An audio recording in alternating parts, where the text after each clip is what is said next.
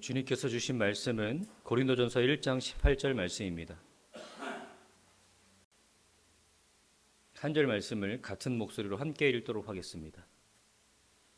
십자가의 도가 멸망하는 자들에게는 미련한 것이요 구원을 받은 우리에게는 하나님의 능력이라. 아멘.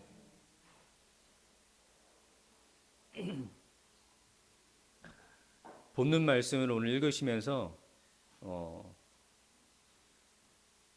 아마 많은 분들이 이 말씀을 떠올리셨을 것 같은데, 네, 여러분이 생각하시던 그대로 저희가 지금 셀 모임을 통해서 함께 나눔을 하고 있는데 아마 모든 셀들이 1과가 끝났을 것입니다. 그래서 1과의 주제가 되는 말씀을 가지고 여러분들과 함께 나누려고 하는데 한 3-4가지의 주제가 있죠. 그 중에 하나 제가 임의대로 선정을 해서 여러분들과 함께 나누려고 합니다. 그래서 여러분들이 모임 기간 동안에 아마 비슷하게 진도를 나가실 텐데 그때마다 그 주제로 설교하게 되길 바랍니다. 그런 계획을 갖고 있습니다. 우리가 고난주간과 사순절 그리고 부활주일을 통해서 예수님의 고난과 죽으심과 십자가에 대해서 충분히 나눴지만 여전히 십자가라는 주제는 우리 크리스찬의 중심이고 또 우리가 계속해서 우리 삶 속에서 되새겨야 될 일들입니다. 십자가의 능력이 우리 삶 속에서 정말로 벌어지고 있는지, 우리가 그 십자가의 능력으로 말미암아 살고 있는지 우리 자신을 되돌아보게 해야 됩니다. 여러분, 십자가의 능력으로 말미암아 살고 계십니까? 여러분 속에서 십자가의 능력으로 말미암아 살고 계십니까? 여러분에게 그렇게 질문해 보셨어요? 내가 크리스찬으로서, 신앙인으로서 교회를 출석한다는 것만 외에 십자가가 나에게 능력으로 다가와서 그 능력으로 말미암아 내가 살고 있는지, 아마 여러분 나눔을 하시면서 그런 질문들을 서로 많이 나누시고 또 스스로에게 질문하셨을 것입니다.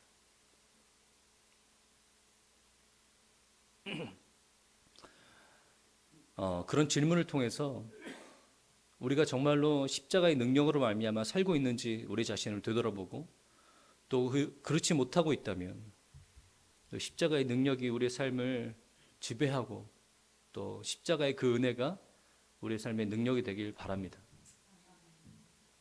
세상이 참 빠르게 변하고 있습니다. 보면 볼수록 인간은 못하는 것이 없다라고 느껴질 정도입니다. 바닷속에다 도시를 짓는다고 합니다. 해상 위에 도시를 짓는 것은 이미 오래전 이야기입니다. 하늘 위에도 도시를 짓는다고 합니다.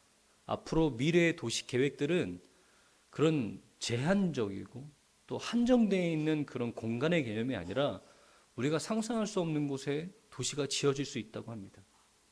뿐만 아닙니다. 여러 의학과 과학의 기술들을 보면 정말로 인간은 못하는 것이 없구나라는 생각이 들 정도입니다.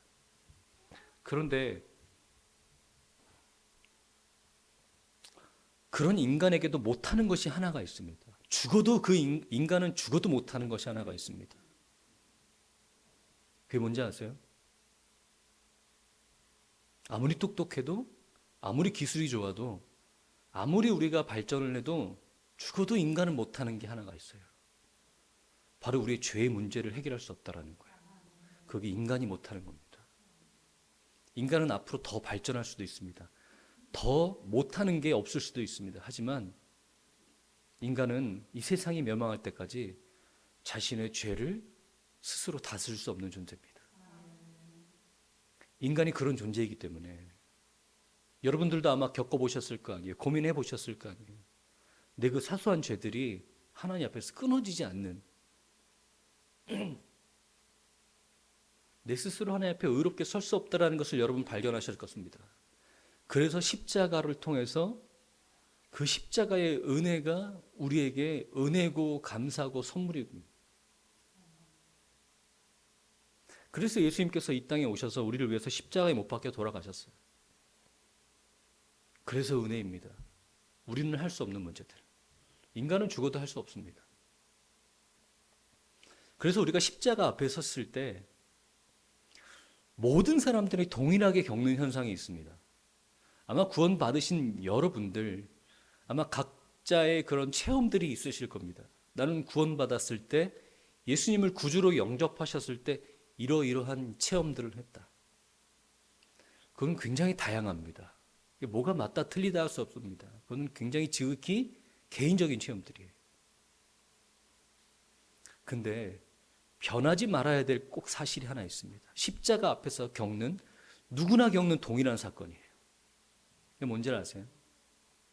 만약에 십자가 앞에서 이 사건을 경험하지 못했다면 그 십자가가 정말로 나한테 은혜로, 능력으로 다가왔는지 되돌아보셔야 됩니다. 그 동일한 사건은 뭐냐면 십자가 앞에 선 모든 인간은 자신이 죄인이라는 것을 발견하게 된다는 겁니다. 한 명도 예외 없이 우리가 십자가 앞에 서게 된다면 우리가 더러운 죄인이구나라는 것을 발견하게 됩니다. 그래서 내 인생에서 한 번도 있었던 적이 없던 일이 벌어지는 거예요. 내 인생에서 한 번도 경험해보지 못한 일들이 십자가 앞에서 경험하게 됩니다. 뭐냐면 내 죄를 인해서 통회하면서 눈물로 한편 회개하는 일이에요. 그게 우리 인생에 단 한 번 처음으로 벌어지게 됩니다. 네, 한 명도 변함없이, 한 명도 예외 없이 십자가 앞에서 자기가 죄인이라는 것을 발견해야 됩니다. 그러면 그때부터 십자가가 예수님이 그게 은혜구나, 그게 예수님의 사랑이구나를 깨닫게 되는 거예요. 왜요? 십자가 앞에서 나를 발견하는 순간, 야, 세상 더러워도 이렇게 더러운 게 없구나 라는 걸 보게 돼요. 베드로가 누가복음 5장 8절에 시몬 베드로가 이를 보고 예수님 앞에 무릎 아래에 엎드려 이르되 주여 나를 떠나소서 나는 죄인이로소이다 라고 고백하는 것처럼, 우리가 하나님 만나게 되면요, 우리가 십자가 앞에 서는 그날 우리가 동일하게 고백을 해요. 세상 죄인, 이보다 더 죄인 없습니다. 주님, 내가 이렇게 더럽고 이렇게 죄인인데 예수님께서 나를 사랑하셨다고요. 그 감격이 나를 지배하게 돼요.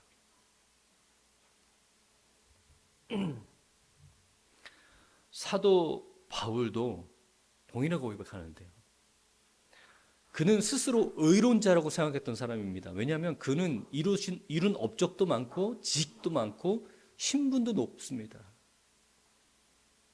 근데 그가 예수님을 만나자 뭐라고 고백하냐, 밉부도다.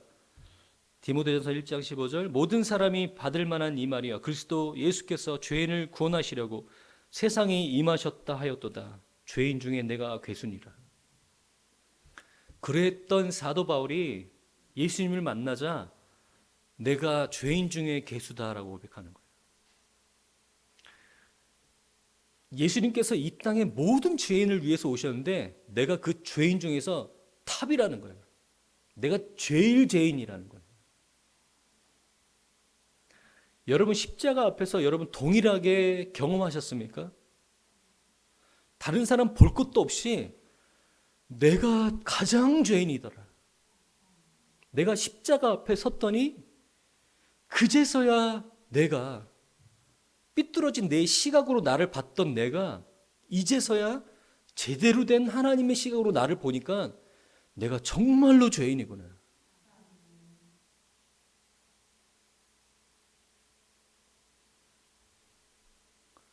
그래서 제가 유기성 목사님 교재를 가지고 여러분 나눔을 시작했는데, 유기성 목사님이 이렇게 질문하면서 그 챕터를 시작합니다. 여러분보다 악한 사람이 있다면 한번 생각해 보십시오. 내가 생각했을 때 나보다 악한 사람이다라고 생각했던 사람이 있다면 떠올려 보십시오. 다 질문 받아보셨죠? 한마디면 대답할 뻔했잖아요. 그렇죠? 한마디면 대답할 뻔했어요. 유기성 목사님 그 질문의 의도가 뭡니까? 만약에 여러분 누군가 떠올리셨다면 십자가의 능력을 경험하지 못한 사람일 경우 가능성이 높습니다라고 말씀하시는 거예요. 왜요? 왜 목사님 그렇게 말씀하실까요? 십자가 앞에서 자기를 발견한 모든 사람들은, 그래서 십자가의 그 은혜가 자기에게 능력이 된 모든 사람들은 이 사도 바울과 같이 동일하게 고백한다라는 거예요. 내가 제일 죄인입니다. 내가 남 탓할 것 없이, 남 평가할 것 없이 내가 사실 제일 죄인입니다라는 걸 발견하게 되는 거예요. 내가 제일 죄인인데, 내가 죄인 중에 괴수인데 내가 누굴 평가합니까? 내가 누구보다 내가 낫다고 얘기합니까? 네, 십자가의 은혜를 경험한 사람들, 그래서 그 능력으로 사는 사람들은 이렇게 고백하면서 사는 사람들입니다. 남을 판단하거나 정죄하지 않습니다.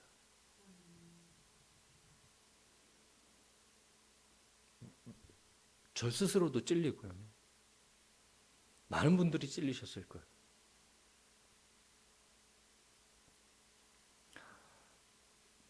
하나님께서 이스라엘 백성들에게 10가지 계명을 주셨습니다. 이대로 살으라라는 거예요. 10계명. 근데 바리새인들은 그 10계명을 너무나 잘 지키고 싶었습니다. 그래서 그 계명들을 세분화하기 시작했습니다. 안식일에 관한 세분화된 계명만 200가지 정도가 된답니다. 그래서 그 10계명을 너무나 잘 지키고 싶은 나머지 10계명을 세분화시켜서 613가지가 됩니다. 그런데 결국에는 그 목적에 벗어나서 613가지의 남을 판단하는 기준이 되어버렸어요. 10계명일 때는 10가지의 남을 판단하는 기준, 613가지가 됐을 때는 613가지의 남을 판단하는 기준이 되어버렸습니다. 여러분, 우리는 어떤 모습입니까? 십자가 앞에서 우리의 자신을 발견하고 나보다 더 죄인이 없다라는 것을 깨닫고 다른 사람들을 판단하거나 정죄하지 않습니다. 아니면 바리새인들처럼 내가 가지고 있는 신앙의 지식들과 내가 가지고 있는 신앙의 기준들을 남을 판단하는 목적으로 쓰십니까? 십자가의 보혈로 인해서 우리는 누구도 정죄할 수 없습니다. 나 자신도 정죄할 수 없습니다. 우리는 여기까지는 되는 것 같아요. 십자가의 보혈로 인해서 나를 더 이상 정죄할 필요가 없다라는 것은 되는 것 같은데, 그 다음에 나뿐만 아니라 다른 사람도 정죄할 수 없다라는 것을 우리는 잘 모르는 것 같습니다.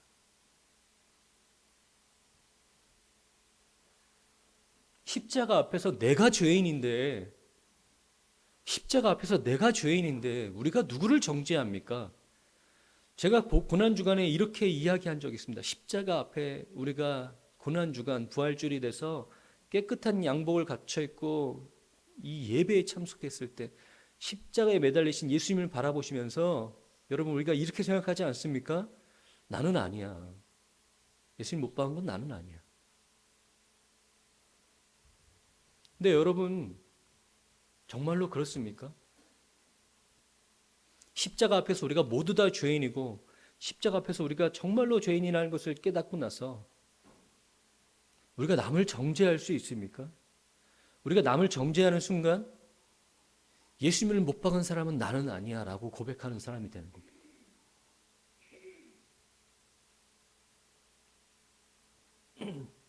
십자가의 보혈의 능력뿐만 아니라 우리가 남을 정죄하거나 판단하지 말아야 될 결정적인 이유가 또 한 가지 있습니다.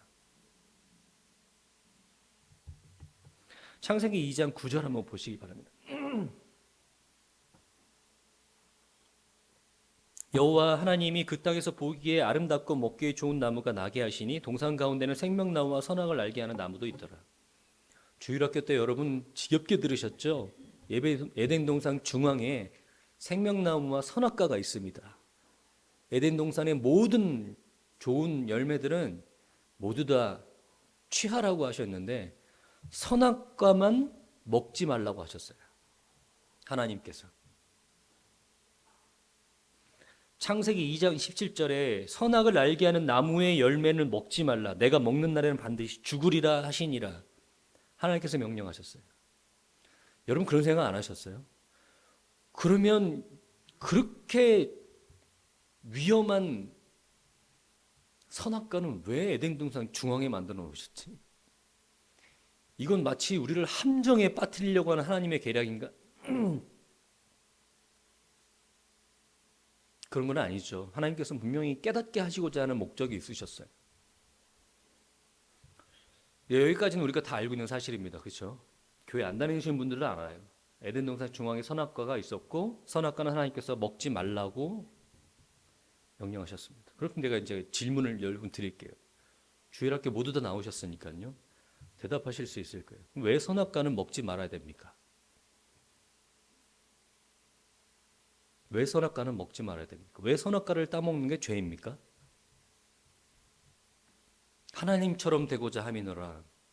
그러니까 하나님께서 선악과를 먹으면 하나님처럼 된다.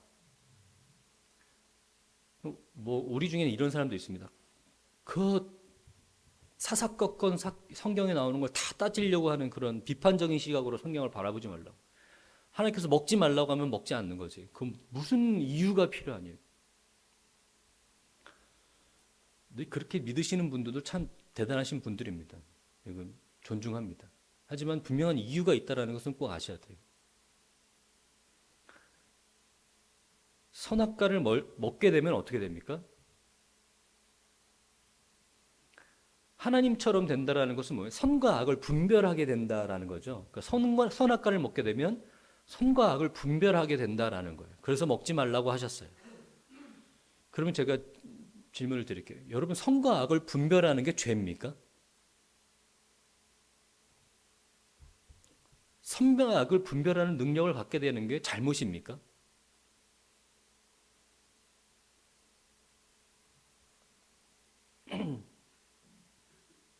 선악과를 먹지 말라는 건 선과 악을 분별하는 선악과를 먹지 말라라는 하나님의 뜻은 뭐냐면요. 선과 악을 분별하는 기준은 하나님뿐이시라는 거예요. 선과 악을 구분할 수 있는 권리를 가지신 분은 하나님 한 분뿐이라는 거예요. 그게 선악과를 먹지 말라는 하나님의 의도였어요. 에덴 동산에서 모든 것들은 아담과 하와가 즐길 수 있었지만 동산 한가운데 있는 선악과를 따먹지 말라라고 하나님께서 말씀하시는 건 뭐예요? 창조주와 피조물 사이에 분명히 지켜야 될 선이 있는 거예요. 절대적으로 피조물은 창조주 하나님께서 만드신 모든 것들은 다 누리고 살 수 있지만 하나님의 권리를 갖게 될 수는 없어요. 그거 하나만은 반드시 깨달으라는 거예요. 그래서 어떻게 됐대요? 교만해졌다라 얘기해요. 교만이라는 게 뭡니까? 교만이라는 건 뭐예요? 우리가 할 수 없는 일, 그 하나님의 권리를 우리가 하고 있는 거예요. 우리는 그것을 할 만한 자격이 없고 할 수 있는 존재가 아닌데 하나님의 일을 우리가 교만해져서 하나님처럼 하고 있는 거예요. 남을 판단하고 정지하는 여러분, 내가 남보다 낫다라고 생각하는 여러분,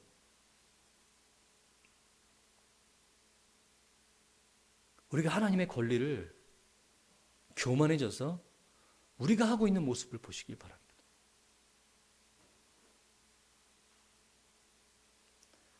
제가 어떤 한 목사님의 그런 행보가 너무나 안타까워서 막 비판했어요. 참 그 목사님의 지금의 그 모습들이 너무나 안타까워요. 그 목회 잘하시고 계셨는데 왜 그런 목회 외에 다른 어떤 것에 눈이 돌리셔서 그 후배 목사님들로 하여금 그렇게 안타까운 모습을 보게 하는지 참 너무 안타깝더라고요. 그걸 비판을 하고 있는데 비판하고 있는 내 모습을 보면서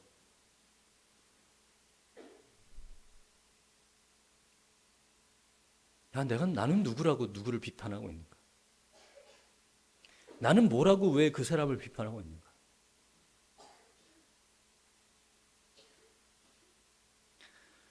여러분, 남을 비판할 때 여러분의 모습을 떠올려 보시면서 여러분 한번 보세요. 남을 비판할 때 내 모습을 보세요. 여러분, 내가 남을 비판하고 있을 때 내 모습을 보면요, 우리는 스스로 어떻게 생각하고 있습니까? 나는 안 그런데 저 사람은 그렇다라는 것을 비판하고 있어요. 나는 안 그런 것처럼, 나는 의롭고 깨끗한 사람인 것처럼 그 교만한 위치에 올라가서 다른 사람들을 아래로 내다보면서 그 사람들을 비판하고 있어요. 여러분, 그 모습 너무나 안타까운 모습 아닙니까? 여러분, 십자가의 그 은혜를 경험한 사람이 그럴 수 있습니까? 십자가 앞에서 나를 발견했는데, 십자가 앞에서 내가 얼마나 더러운 존재인지를 발견했는데 우리가 누구를 그렇게 할 수 있습니까? 나는 아닌데 저 사람은 참 더럽다. 나는 안 그런데 저 사람은 참 잘못이 많다.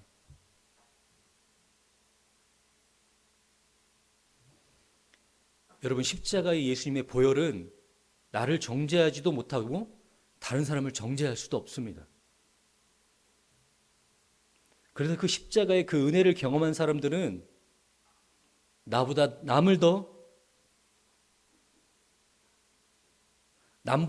더 낫다고 생각하지 않습니다. 뿐만 아니라 하나님의 권리에 도전하지도 않습니다.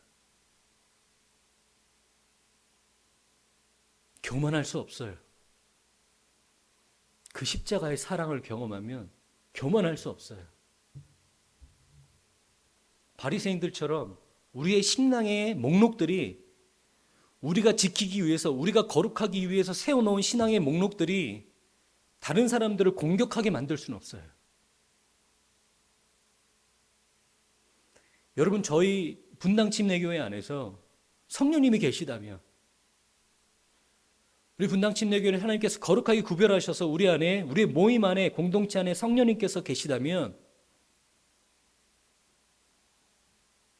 우리는 반드시 이런 모습 가운데 있어야 된다고 생각합니다. 남을 정죄하거나 판단하지 않고 사랑으로 허다한 죄를 덮는, 다른 사람들을 포용할 줄 알고 부족하고 아직은 거룩한 모습이 많이 없는 사람들을 보면서 나도 죄인이고 그도 똑같은 죄인이에요. 나를 사랑하신 하나님께서 그를 사랑하시기 때문에 나를 하나님의 사랑으로 변화시킨 하나님의 그 사랑이 그 사람도 변화시킬 것을 기대하면서 인내하고 기다려주고 포용하고 덮어주는 겁니다. 지적하고 공론화시키고 그 사람을 망신시켜주고, 그것은 성령님이 함께 하시는 공동체의 모습이 아닙니다. 성령님은 평안의 평안의 줄로 하나를 매는 줄이에요. 평안으로 하나를 매는 줄입니다. 우리를 하나로 매시는 분이 성령님이세요. 우리의 더러운 죄인임에도 불구하고, 우리가 아직도 부족한 인간임에도 불구하고 우리를 하나로 묶으시는 분이 성령님이세요. 우리를 남을 정죄하고 비판하고 담을 쌓고 이런 일들은요, 성령님이 계시지 않는 공동체 안에서 일어나는 일들입니다.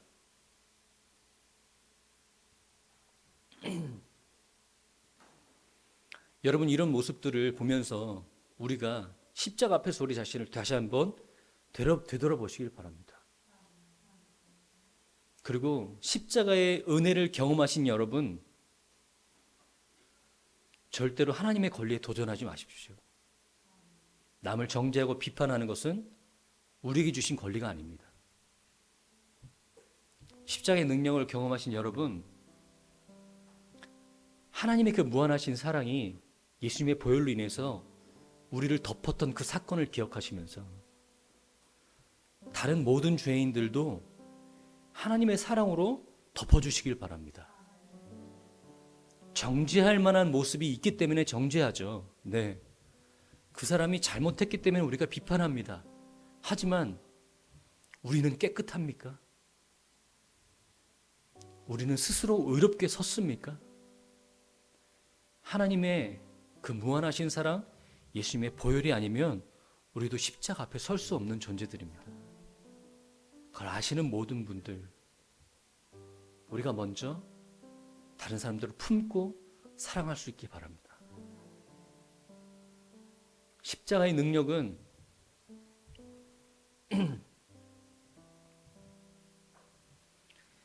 십자가에 예수님께서 달리신 것을 우리가 보면서 우리도 예수님과 함께 십자가에 우리 자신을 매달고 나의 능력이 아니라 내 힘이 아니라 내 소망이 아니라 예수님의 능력과 힘과 소망으로 살아가는 사람들입니다. 그 능력이 우리와 함께 한다면 우리는 다른 사람들을 정죄할 수 없고 우리 자신도 정죄할 수 없고 그 십자가의 능력으로 모든 사람들을 사랑하고 포용할 수 있습니다. 십자가의 능력이 여러분 삶 속에서 그렇게 나타나길 바랍니다. 우리 시간 이렇게 찬양으로 고백했으면 좋겠습니다.